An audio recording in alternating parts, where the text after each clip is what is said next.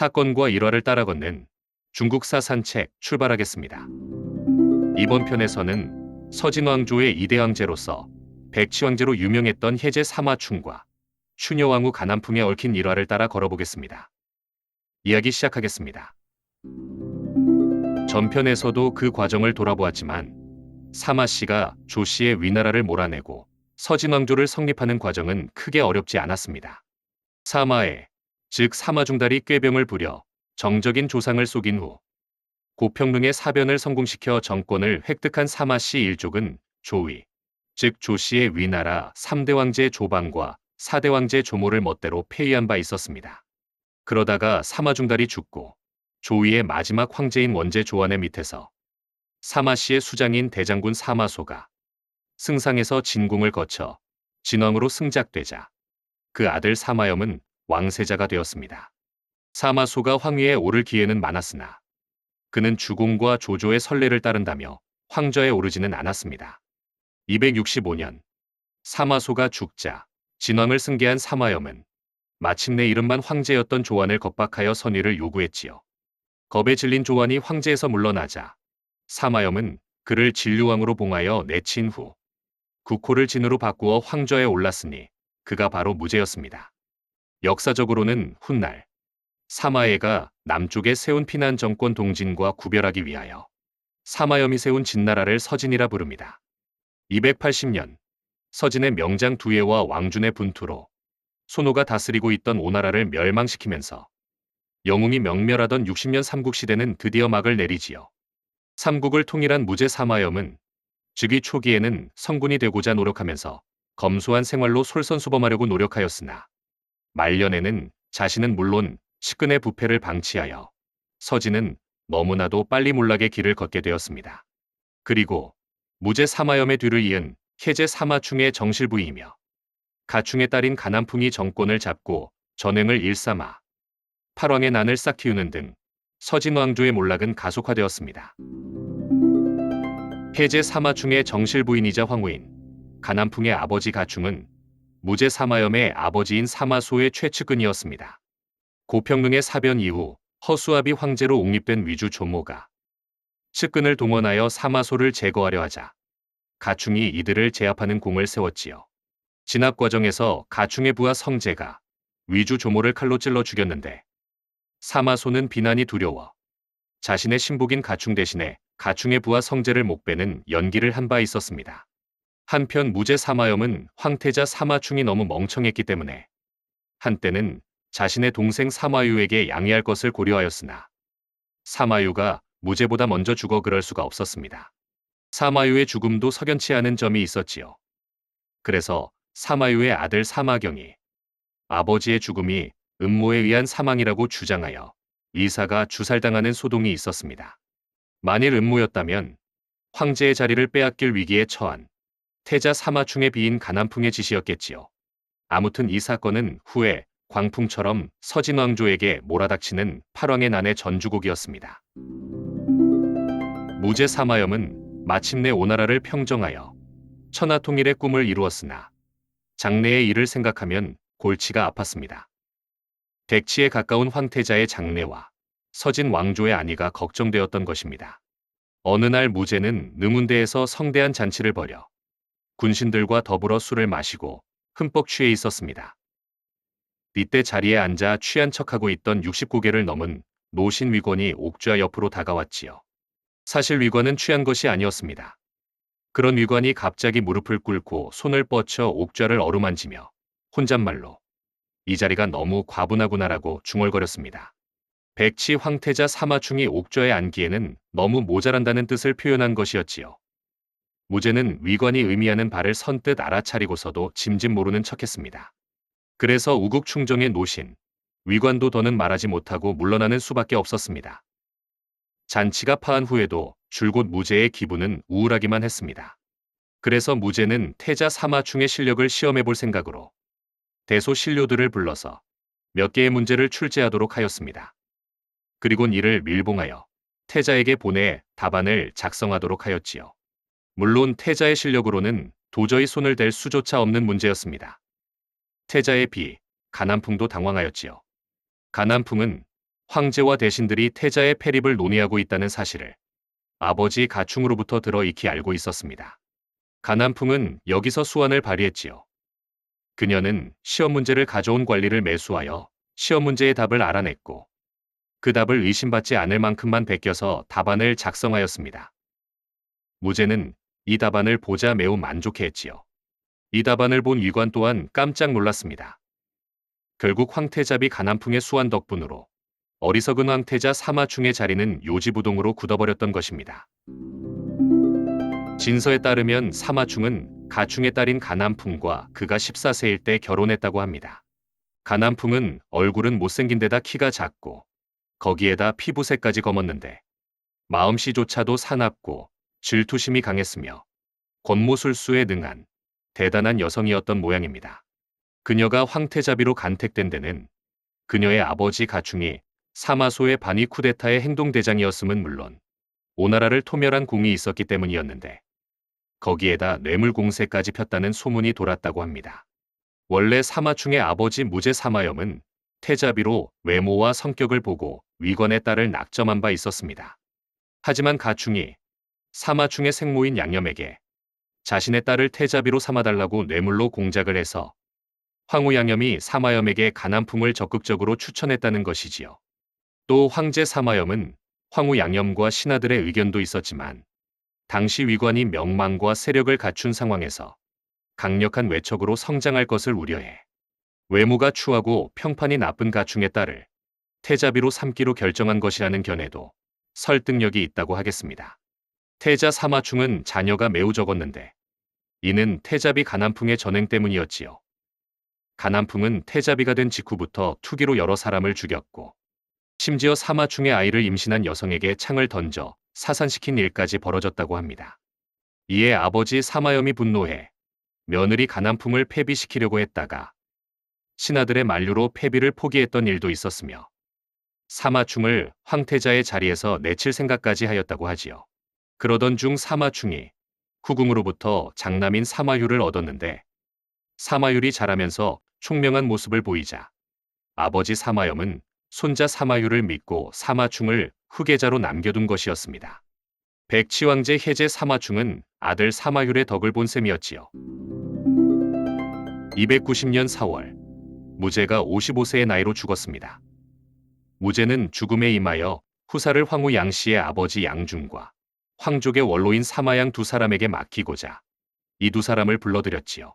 그러나 예주에 있던 사마양은 양준의 방해로 수도 낙양으로 올라오지 못하고 결국 양준이 홀로 후사를 위탁받았습니다. 양준이 사마양의 상경을 방해한 것은 자신이 외척으로서 정권을 독점하기 위해서였지요. 무제가 죽자 황태자 사마충이 해제로 즉위하고 황후 양씨는 황태후가 되었으나 정치적 실권은 황태후의 아버지 양준의 손으로 넘어갔습니다. 양준이 정권을 장악하자 이제는 해제의 황후가 된 가난풍이 이를 매우 못마땅하게 생각하고 기회를 노리고 있었지요. 양씨를 제거해야겠다는 가왕후의 속셈은 나름대로의 명분이 있다고 여겨집니다. 진나라는 사마씨의 것인데 황태후 일족인 양씨가 전권을 휘두르는 것을 내버려둘 수는 없다는 명분은 충분히 설득력이 있었습니다. 그러나 가왕후의 진짜 속셈은 양씨를 제거하고 대신 가씨가 정권을 독점하는 세상을 만들고 싶었던 것입니다. 가왕후는 양씨의 반대파인 맹관, 이조, 동맹 등 중신들과 더불어 쿠데타를 계획하였습니다. 우선 이조를 연암왕 사마양에게 보내 군사를 일으키도록 종용하였지요. 위에서도 언급했듯이 연암왕은 황족의 원로로서 무제는 그의 숙부인 연암왕 사마양에게 해제의 뒷일을 부탁하려 했었습니다. 이때 황후 양씨의 아버지 양준이 권력을 자기 혼자 쥐려고 사마양의 상경을 방해하기도 했지만 사실 당시 사마양은 나이가 많은 탓이었는지 매우 소극적이었다고 합니다. 이런 사마양은 이조로부터 거병의 권유를 받자 재빨리 허창으로 몸을 피했습니다. 정쟁의 소용돌이에서 벗어나기 위해서였지요. 할 수 없이 이조는 다시 초왕 사마위에게 접근하였습니다. 초왕 사마위는 해제의 배다른 동생으로 21세의 청년이었습니다. 291년 2월 형주도독이었던 초왕 사마위는 즉시 군대를 이끌고 낙양으로 올라와 양준에게 모반죄를 뒤집어 씌워 죽이고 그의 일당을 체포해 처형하였습니다. 양태우를 서인으로 폐하여 민간으로 쫓아냈으며 양태우의 어머니 방씨도 모반자의 아내라는 이유로 체포하였지요. 이때 양태우는 가왕후의 처소에 찾아가 자신을 첩이라고까지 칭하면서 어머니 방씨를 살려달라고 울부짖으며 애원하였다고 합니다. 그러나 가왕후는 매정하게 이를 거절하고 방씨를 처형해버렸습니다. 이에 절망한 양태우는 단식 끝에 34살의 젊은 나이로 죽었지요. 이로써 양씨의 천하가 가씨의 천하로 바뀌게 된 것입니다. 가왕후는 이 새 정권의 중신으로 황족의 원로인 연암왕 사마양과 72세의 노신 위관을 기용하여 연암왕 사마양을 태제라는 새로 만든 최고의 관직에 임용하고 위관을 태부로 삼았습니다. 일단 사마양과 위관, 이 두 사람의 기용은 확실히 성공적이었습니다. 위관은 촉한을 토벌할 때 공을 세운 일도 있었지만 그보다는 관료이자 문인으로서 성과가 높은 사람이었기 때문이었습니다. 누구한테도 불만을 사지 않은 이 두 원로의 등용은 가왕후의 음흉한 방패막이 공작에 불과하였지요. 사실 정권을 독점하려는 가왕후의 입장에서 보면 가장 방해가 되는 것이 이 두 사람이었습니다. 조야의 명망을 얻고 있다는 사실만으로도 기분이 좋지 않은 데다 특히 위관은 앞에서 언급했듯이 체제가 태자로 있을 때 무제에게 태자의 폐리 문제를 거론해 가왕후를 마음 고생하게 한 원로 대신이었던 것입니다. 가왕후는 13년 전에 원한을 씻을 기회를 노리지요. 이 원로 대신들을 가시 정권의 방패막이로 실컷 이용한 후 제거해버리자는 단수 높은 술책이었습니다. 그러던 가운데 가난풍이 양씨를 몰아내는데 가장 큰 공을 세운 초왕 사마위의 입장에서는 두 원로 대신들이 곱게 보일 리가 없었습니다. 하지만 두 원로 역시 이를 눈치채고 초왕에게서 병권을 회수하고 그를 먼 변방 지방에 봉할 것을 고려하고 있었지요. 그러나 이들 두 원로의 계획은 사전에 누설되어 초왕의 귀에 들어갔습니다. 초왕은 크게 노하여 날뛰었지요. 가왕후는 이들의 불화를 이용하여 두 원로 대신을 제거할 음모를 꾸몄습니다. 가왕후는 아무것도 모르는 혜제에게 두 원로 대신은 황제의 패립을 모의하였으므로 그 관직을 삭탈하노라라는 조서를 만들게 하여 초왕에게 군대에 출동을 명하였습니다. 그렇지 않아도 기회를 노리고 있던 초왕은 연암왕 사마양과 위관을 체포하여 살해하였습니다. 가왕후는 즉시 다음 단계의 조치를 취하였지요. 그것은 토사구팽이라고 실컷 써먹은 초왕 사마위를 제거하는 것이었지요. 대군을 거느리고 있는 잔인한 성격의 황족인 초왕 사마위의 존재는 가시의 천하를 위해서도 커다란 장애물임에 틀림이 없었습니다. 바로 이때라고 판단한 가왕후는 초왕 사마위가 제멋대로 사람을 죽였으니 사형에 처한다는 조서를 내려 사마위를 형리에게 넘겨 목을 베게 하였습니다. 사마위는 죽기 직전에 비로소 자신이 가왕후에게 이용당했음을 알았지요. 결과적으로 가왕후는 연암왕 사마양, 초왕 사마위, 원로 대신 위관을 일거에 제거하고 실질적인 가시 정권을 수립하는 데 성공했던 것입니다. 일석삼조라는 말이 이 상황에 딱 들어맞는 말이겠지요. 한편 가왕후는 공주만 4명 낳았을 뿐 황자를 낳지 못했습니다. 만약 가왕후가 황자를 낳지 못할 경우 황태자 사마율이 황제의 자리에 오른다면 사마율을 낳은 후궁이 황태우가 될 것이기 때문에 가난풍의 운명은 풍전등화가 될 신세였지요. 그래서 가왕후는 그녀의 친정동생이 아들을 낳으면 그 아기를 자신이 낳은 것처럼 위장하기 위해 뱃속에 천을 넣어 자신이 임신한 것처럼 연극을 하는 행태를 보이기도 하였습니다. 양씨의 천하는 1년밖에 이어지지 않았으나 가씨의 천하는 10년 정도 계속되었지요. 가왕후가 뛰어난 정치적 소환을 발휘했기 때문입니다. 그의 배경이 되는 가씨 가문의 실력이 양씨 가문의 실력과는 비교되지 않을 정도로 강력했다는 사실도 큰 이유였습니다. 가왕후의 아버지 가충은 사마중달이 반위 쿠데타를 일으켰을 때의 주역 참모이자 행동대장으로서 그의 실력은 누구나가 인정하고 있었습니다. 가난풍이 황후가 되었을 때 아버지 가충은 이미 죽었지만 그의 양손인 가밀, 가왕후의 사촌오빠 가모, 외가 쪽의 곽창 등이 가시 세력의 중심이 되어 정치를 이끌어 나갔으며 가시의 천하는 당분간 계속되었습니다. 그러나 추녀왕후의 전횡은 왕족 간의 피비린내 나는 권력 다툼인 팔왕의 난과 이민족에게 굴욕을 당하는 치욕적인 영가의 상난을 잉태하고 있었습니다.